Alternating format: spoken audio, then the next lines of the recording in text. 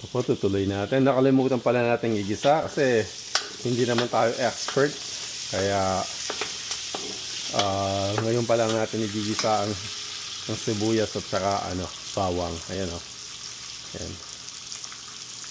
Ayan. Ito po ang pansit ng hindi expert.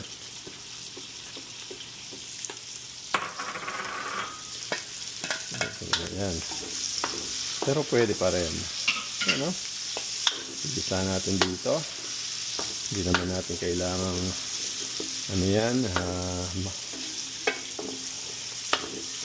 matunog. Yan, yung baboy natin, naprito na, napakuluan na. Yung fishball natin, konting lang, mabilis lang lutuin. Nagba-brown na. Ayan. Nilagyan po natin ng konting mantika para hindi dumikit. Yan, hayaan pa natin maprito yung fishball ng konti bago natin ilagay yung susunod na tawag dito, susunod na ingredient.